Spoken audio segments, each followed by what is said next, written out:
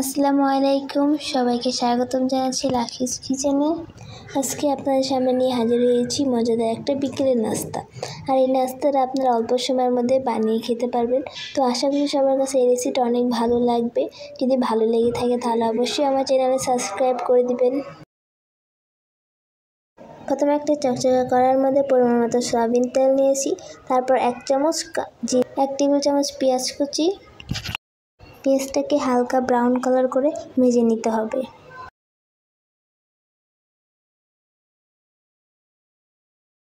দেখুন পেঁয়াজটা কিন্তু ব্রাউন কালার ভাজা হয়ে গেছে। এখন 1/2 চামচ হলুদ গুঁড়া, 1/2 চামচ শুকনো মরিচের গুঁড়া, 1/2 চামচ ধনে গুঁড়া, 1/2 চামচ জিরা গুঁড়া।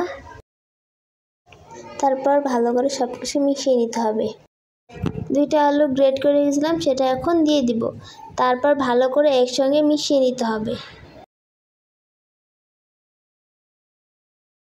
আলুর সাথে মশলাটা ভালো করে মিশানো হয়ে গেছে। এখন 1 কাপ ময়দা দিয়ে দিব, 1 কাপ বেসন দিয়ে দিব। আপনারা চাইলে শুধু ময়দা দিয়েও এই রেসিপিটা বানাতে পারেন। তারপর আলুর সাথে সব কিছু ভালো করে মিশিয়ে নিতে হবে। দেখুন আটার সাথে সবগুলো মেশানো হয়ে গেছে। এখন আমি নামিয়ে নিব। তারপর একটা বাটিতে পেঁয়াজ কুচি নিলাম, কিছু কাঁচামরিচ কুচি। আপনারা আপনাদের মন মতো ঝাল দিয়ে দিবেন, স্বাদ মতো লবণ। সব কিছু ভালো করে হাত দিয়ে মাখিয়ে নিব। ধনিয়া পাতা কুচি দিয়ে দিলাম। তারপর আবারও ভালো করে একসাথে মিশিয়ে নিব। মিশানো হয়ে গেছে। এখন আমি একটা ডিম সিদ্ধ করে রেখেছিলাম সেটা এখন হাত দিয়ে ভালো করে মাখিয়ে নিব। দেখুন ডিমের পুরটা বানানো হয়ে গেছে। যে ব্যাটারটা বানিয়ে রেখেছিলাম সেটা এখন ঠান্ডা হয়ে গেছে। এখন হাত দিয়ে সেটাকে ভালো করে মুছে নিব। আটাটা মাখানো হয়ে গেছে। এখন যে কটা রুটি বানাবো সেই কটা গোল গোল করে নিব।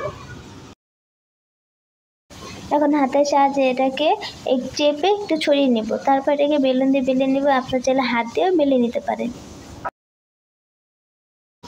দেখুন রুটিটা বানানো হয়ে গেছে। তারপর যে ডিমের পুরটা বেনে রেখেছিলাম সেটা এখন এর মধ্যে দিয়ে এক ভাঁজ করে দিয়ে দেবো।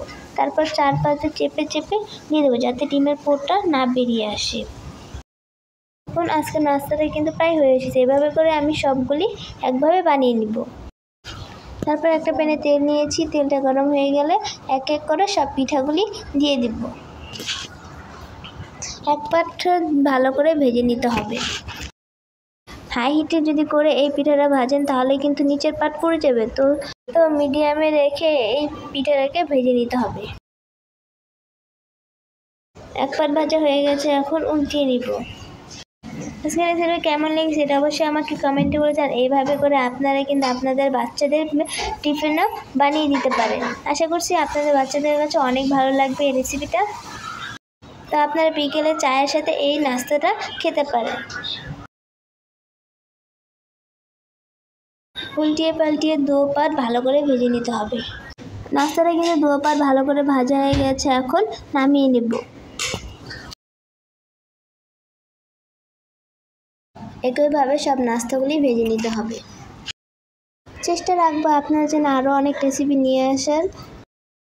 আপনাদের এই নাস্তাটা আপনাদের ভেঙে দেখাচ্ছি কতটা সুন্দর হয়েছে। ভেতরে দেখতেই পাচ্ছেন ভেতরে কতটা সুন্দর হয়েছে। আর খেতেও কিন্তু অনেক মজা। এইসব নাস্তা কিন্তু বাচ্চারা সস দিয়ে খেতে অনেক পছন্দ করে। আপনারা চাইলে তেঁতুলের চাটনি দিয়েও খেতে পারেন। তেঁতুলের চাটনি দিয়েও এই নাস্তাটা খেতে দুর্দান্ত মজা হয়। আজকের মতো এখানে শেষ করলাম। আল্লাহ হাফিজ।